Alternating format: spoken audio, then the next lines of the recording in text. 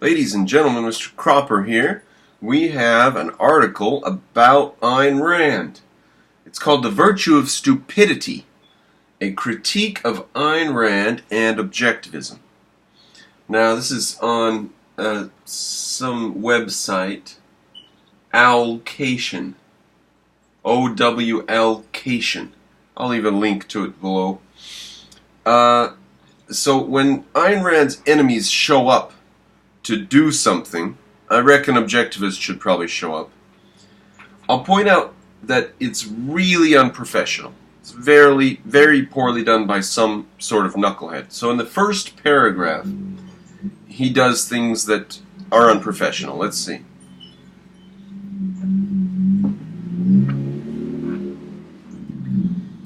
Followers of Ayn Rand are impervious to any criticisms of her work.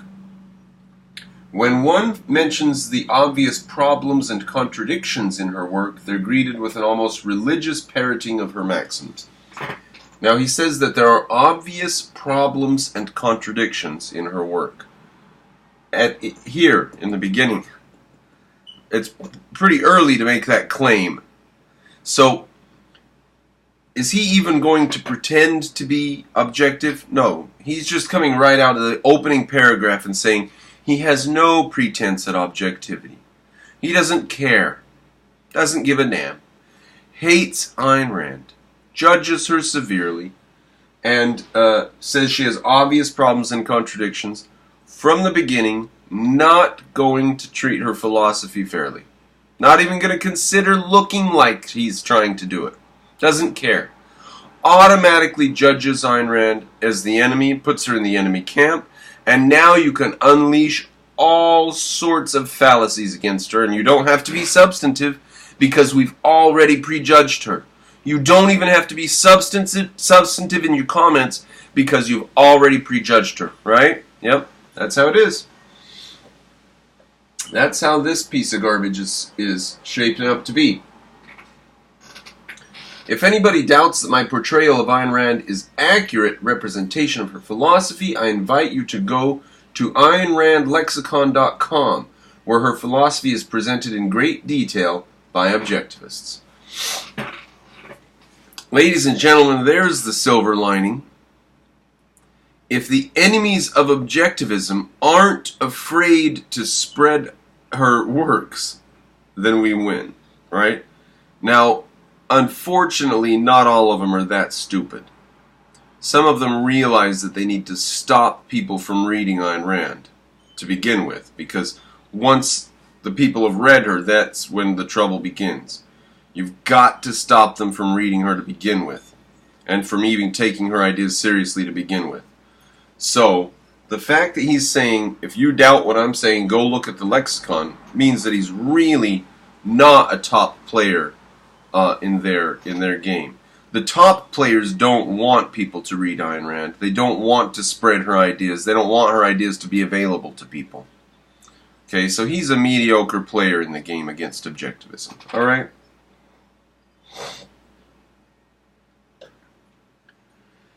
Okay, Part 1, Metaphysics and Epistemology. Now, if you're discussing a philosophy, I guess that's a good way to go about it. Metaphysics and epistemology are really the heaviest part of the philosophy, and they're sort of a short subject, and there's a lot to say about them, but not nearly as much as there is to say about ethics and politics. So, alright.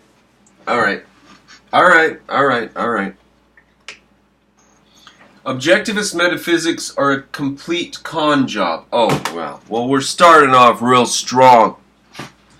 Objectivist metaphysics are a complete con job, he says. Oh boy, okay. The whole point of the study of metaphysics is to try and derive. You mean try to derive?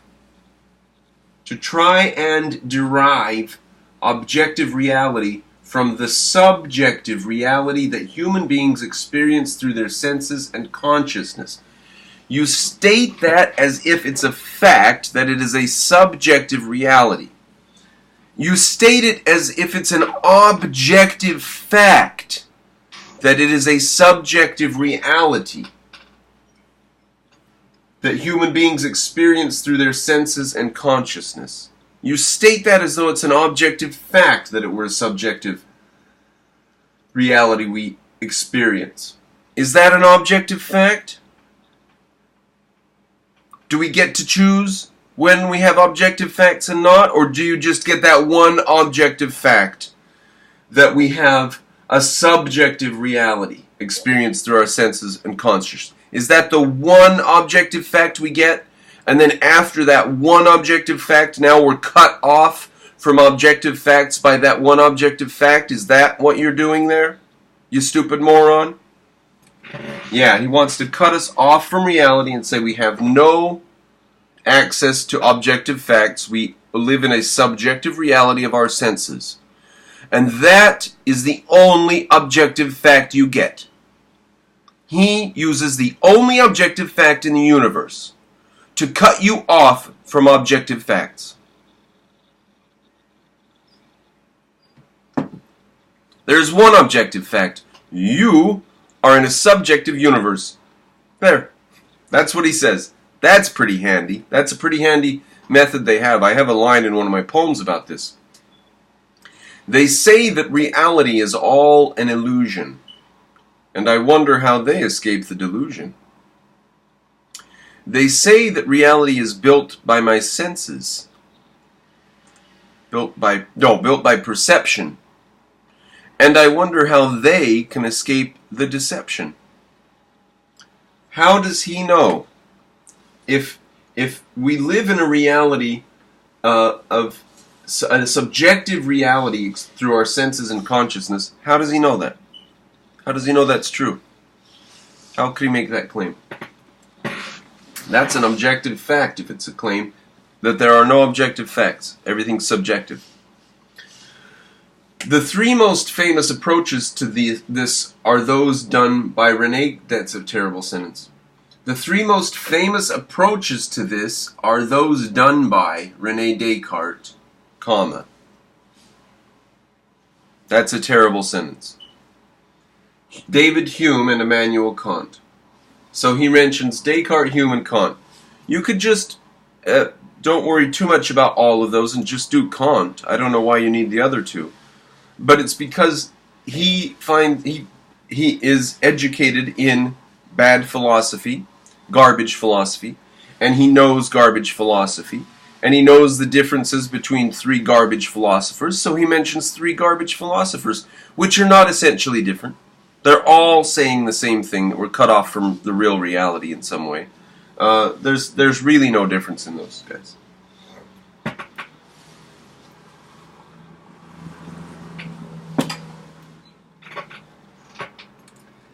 Descartes tried to prove the epistemological position of rationalism by stripping away all knowledge that can possibly be held in doubt. Yes, and while he was doing that, he threw out the knowledge, the only knowledge that is certain, which is the knowledge of your senses. His conclusion from this was that only his existence was certain. Now, he couldn't have known that unless he had evidence from his senses. So, that means his senses were reliable. But he also said his senses weren't reliable, didn't he?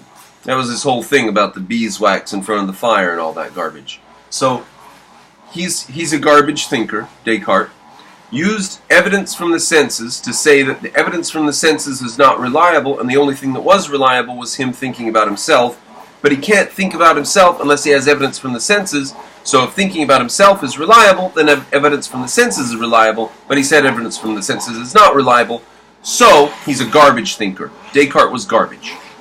And he was a Platonist. Of course, I've got summertime, so I have a riot going on outside. Because people live in the suburbs and everybody has to have a lawn the size of a damn football field. And then they have to have a little team of people come and work on their damn lawn all the time. Alright. Where were we? Descartes, the goddamn idiot Descartes. Descartes brought Plato back from disgrace. And here we find the chain starts. Oh, that's from a poem called Plato or something like that. From my poem, I can't remember what the other lines were, though. It wasn't in heroic couplet form. If you want to remember a poem that you're writing, make sure you do it in heroic couplet. It's a lot easier. Okay, moving on from Descartes, who was so much garbage. Let's see, his conclusion, I think therefore I am, we just went over that, and that all knowledge must be derived from that certainty. Well, if he derives all knowledge from the certainty that he can think about himself, remember that he couldn't think about himself without evidence from the senses, and therefore that is the basis of any certainty that he has, and therefore any certainty that we can derive from anything at all is derived from the senses. So if you realize that, you know why Descartes was such a garbage thinker. Next to Hume. Hume moved in the completely opposite direction and doubted that even the self existed. No, that's not the opposite direction. That is just rabid skepticism. It is not the opposite direction. One of them said, I'm skeptical of everything, but it's me that's being skeptical, so I guess I'm the one that's skeptical, so I guess I exist. That's what one of them said. And the other one said, I'm skeptical of everything. I'm not even sure if I exist. Right? That's not. This completely opposite direction. What kind of an idiot is this? That's not the opposite direction. He doubted his self existed, reducing human consciousness to a bundle of sense data. But Descartes already did away with the senses, so we aren't even sense data. See what garbage nonsense this stuff is? Kant tried to resolve these issues between rationalists like Descartes and empiricists like Hume, and his complex metaphysics now form the basis of modern analytic philosophy, while both Hume and Descartes still exert a huge influence. Well, it's interesting that you didn't go over Kant. You gave it a stab with Hume and Descartes, but you didn't even give it an attempt with Kant. I suspect I know why. I suspect he probably can't get his head around Kant. Ayn Rand's solution to the problems presented by these three giants of philosophy is to completely ignore them altogether. Well, after dispensing with them, sorta, yeah, kinda. Because what are you going to do with them? What are you going to do with them? Let's say you decide you're going to cure polio. And this guy comes up while you're trying to cure polio. You've got the vaccine in the works or whatever. You've got, what's his name? Salk. You're doing your thing. And he comes up and he says, you've taken no account of the snake oil salesman. In the 1800s, thousands of people roamed the countryside with suitcases full of snake oil. And they sold it as a cure for all kinds of ailments. And here you guys are trying to cure polio in this laboratory, looking like you're all smarty pants. You have no snake oil in your laboratory. Why? Snake oil was the way that people solved these problems for generations. It's their cultural approach. Why don't you have any snake oil in your laboratory? You see, that's what this guy would say. He comes here and he shows these garbage thinkers that are garbagey. And he says, Ayn Rand completely ignores all this garbage. Okay, if you say so. Her metaphysics are based on objective reality, which he's already told us the objective truth about, mind you. The objective truth about objective reality is that it's subjective. He knows this to be an objective fact. Alright, the window's got to be closed a bit because I'm just shining here. I can see that it's too bright. I wish I had a lights guy. Hey, lights guy, just adjust the lights over there. The lights is the blinds.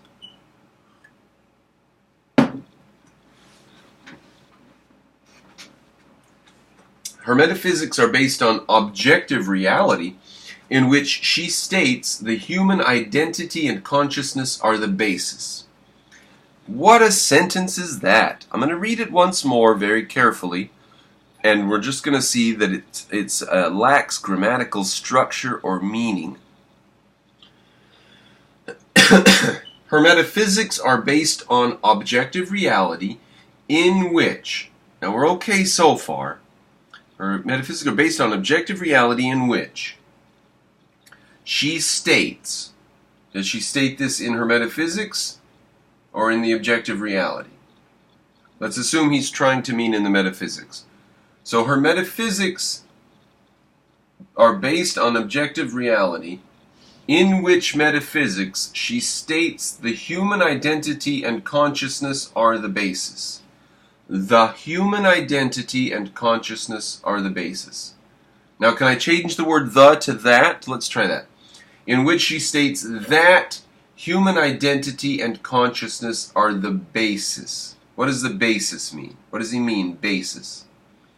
Alright, well, he doesn't understand her ideas, so I guess he can't string a sentence together when he's trying to think about her ideas, right? Look, human identity and consciousness are the basis of objective reality? Is that what you mean? Objective reality just exists. We can sense it with our senses. No, he's just confused. He has no idea how to even think about her ideas. He can't even write a sentence about her. Okay. So basically, oh good, so he realizes that sentence was garbagey, and so now he's gonna fix it for us. So basically, Rand says, what you see is what you get. Now, is that what Rand says? Yeah, kinda, pretty much. Is that the case? Is that the fact? Is it legitimate for her to say that? When you look at a glass of water, and you put something in the water, what happened over there? Huh? What's going on in there? What the fuck? Oh my god, it got bent! You see it bent! Oh, it's bent all to hell. And then you pull it out, wait, it's not bent. But I put it in there and it was bent, it misshaped it. Okay? Well, what you see is what you get, though. What you see is what you get. So it should be bent now. Or it should have been bent while it was in the water, because what you see is what you get. Well, guess what? What you see there is evidence that light slows down when it goes through water. Okay? So what you see is light slowing down, and what you get is a paintbrush in water with slightly slower light getting to your eyes from that part of the paintbrush, so it looks different from the other part of the paintbrush. Now, if you want to state it clearly like that, then what you see is what you get. You do get light slowed down in water, in a paintbrush in water. And you use your mind to realize that it hasn't destroyed or deformed the paintbrush. You test it out, you're familiar with it, you've seen it before, it's something from your past memory, it's no big deal. So what you see is what you get is a stupid way for him to deride physical reality. He's just trying to lambast physical reality, and it's stupid. He's being an idiot. Alright, what you see is what you get. Yes, the senses are reliable, and everything that they give you is reliable, and when it's not, like colorblindness, you're able to know it, because they are reliable. The senses are reliable. So when they're not reliable, we can figure that fact out. Now, if we were always colorblind, then we just wouldn't know what colorblindness is. You know, if we were always confused and had no idea what was going on, then we wouldn't know that we didn't have any idea what was going on. But in fact, we do know about things like colorblindness and hallucinations, and wall-eyed vision and whatever, different anomalies that can happen. The reason that we're able to know and understand of them is because our senses are reliable. Okay? Now, this is pretty epic here. The thing about Rand's brazen philosophy, how brazen of her to say that you see what you get when you look at reality. Brazen. Is that after sidestepping the whole question of whether we can derive an objective reality, she sidesteps it? No, she states that it's the fact. She doesn't sidestep it. We can derive? No, I guess we can't, because I don't know what he means by derive, so I better not commit to that. I don't know what that means. Of whether we can derive an objective reality, and what exactly our criteria of an objective reality is. Now, what would your criteria of an objective reality be? Because Ayn Rand's is the evidence of the senses. What would you would have to figure it out, wouldn't you? You'd have to think about it really hard and write like an essay or something and figure out what is objective reality. Well, it's the evidence provided by your senses. There's no discussion about what criterion would you use to decide what is objective reality? Presumably some criterion from reality, right? Not a floating criterion that's detached from reality. So you would use some bit or piece of reality to measure your criterion would be part of reality, right? It wouldn't be divorced from reality, right? So how would you even get your criterion to measure reality, objective reality, if your criterion has to be in and come from reality? Unless you're saying your criterion for measuring what is objective reality would come from outside of objective reality, then you would be a total idiot. That would be Platonism of the worst kind. Is that what you're harping on? Okay. Oh no. An objective reality, and what exactly our criterion of an objective reality is, she immediately states her metaphysics are completely objective based on reason. No. She never said her metaphysics are based on reason. She said reason is based on a proper metaphysics, but metaphysics couldn't possibly be based on reason. Metaphysics is a very short subject that says things are. Things are. It's just two words. Things exist. Existence exists. Done with the subject. There's no time in there to talk about justifying rationality. No. Her metaphysics are completely objective and based on reason. No. Reason is based on a proper metaphysics. He's got it so backwards he can't even write a goddamn sentence about it. The thing that is crazy about this is that she gives no argument to why this is objective at all. Well, you can't give an argument against it. It stands.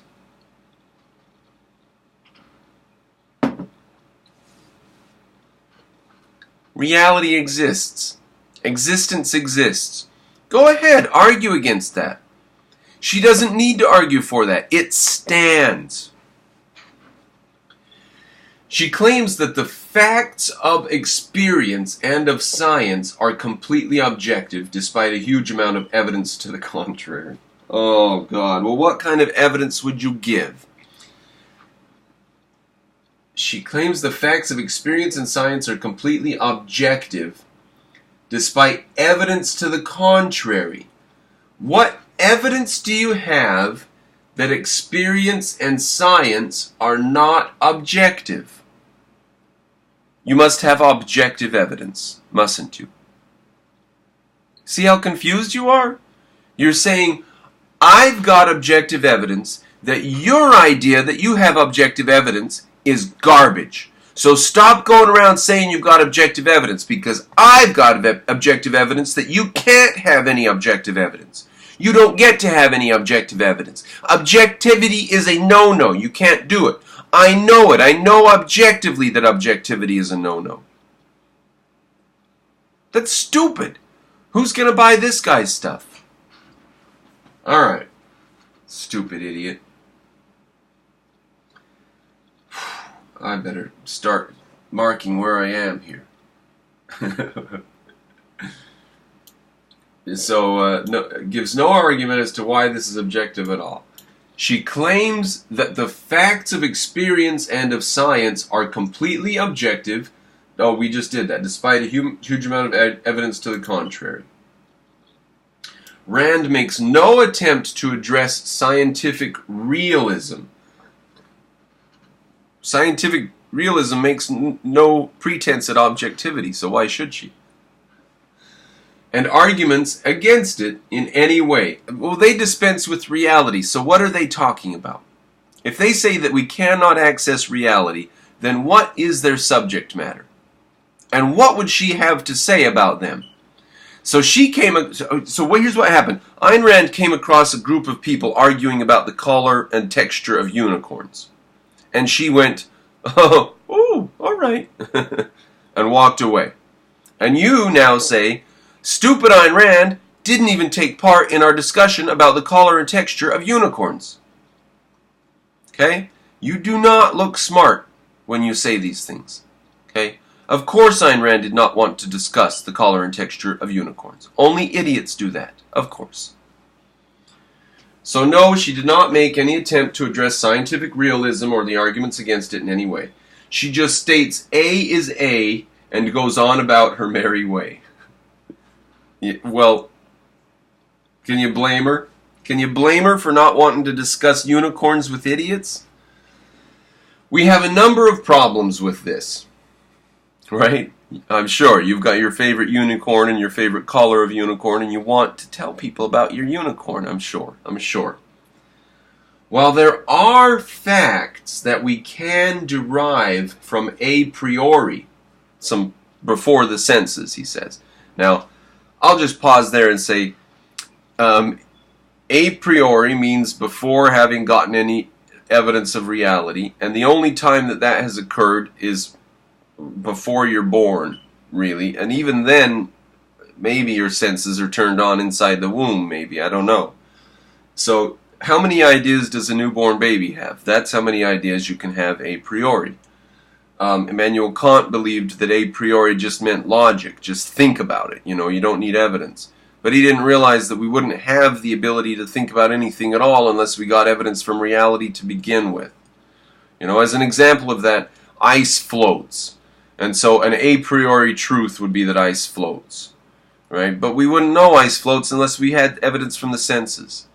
And there are no a priori truths that you can name that didn't come from evidence of the senses. It's not an a priori truth. All truths are a posteriori. Okay. He says that there are facts that we can derive before experience. This means... What is that? Oh, have we got another garbage sentence? Let's see. While there are facts that we can derive from a priori, means these are very few. Okay, yep, that is just not a sentence. While there are facts that we can derive from a priori, means... means. I was taking means to means. He means a priori ways or methods. I see. Okay. While there are facts that we can derive from a priori methods, there are very few. Okay. There are no facts that you can derive from a priori methods. Now, he says there are very few, meaning he's only found a couple that he can rationalize. And he's going to use them as some sort of basis for thinking. But I promise you, you did not get to those without evidence of the senses. I promise you that you had to have evidence of the senses first. I promise you a newborn babe could not come to those conclusions, whatever they are. Kant included in his philosophy the idea of synthetic a priori knowledge. That's what I just mentioned about the ice thing. This distinction is facts that are self-evidently true, but only when we understand the language in which they are presented, such as math problems. Okay, now math's a good example. We wouldn't understand math unless we had seen two things sitting on a table next to two other things and said there's four things. So math requires knowing that things occur in singular entity form, and knowing that they occur in groups, and knowing that we can put together and break up those groups. That is mathematics. That's the basis of mathematics. Once you know that you can have 5 beans on the table and 2 cups and 3 spoons, then you can start doing math. Okay? So math starts with sensory data. So if mathematics is what you're going to use, yeah, he says such as math problems. Yep. So he takes sensory data, he takes an orchestra, an orgasmic orchestra of sensory data called mathematics, and says that it's a priori, and that we can get to mathematics before using the senses, to mathematical truths. Okay, in which they are presented such as math problems. Only when we understand the language in which they are presented. The distinction is facts that are self-evidently true. Why does he put the word is there? God almighty. True. The distinction is facts that are self-evidently true, but only when we understand the language in which they're presented. So math problems are self-evidently true, but we have to understand the language they're presented in. So he says the language they're presented. So it's a self-evident truth, but you can't just grasp the self-evident truth like that. You have to use the language of math. You see? So what I said is correct, that it's a mathematical truth, and he dismisses the fact that it comes from perception and math by just saying, oh, that's just the language we have to use to present the truth, the a priori knowledge. We just have to use certain language to present it. But as long as you realize we're just presenting the truth in that language, no, it is a mathematical truth. And mathematics comes from sensory knowledge. There are no a priori knowledge. There is no possibility of knowledge before you have, evidenced now by the fact that he's using mathematics to make his claim, which is a sensory-based science. And evidenced also by the fact that it bothers him. He knows that. And so he's saying that we're just using the language of math. Not mathematics itself, and not the science of math, and not the fact of math, and not the sensory perception derived math. We're just using the language of math to present our truth. What the hell does that mean? All right.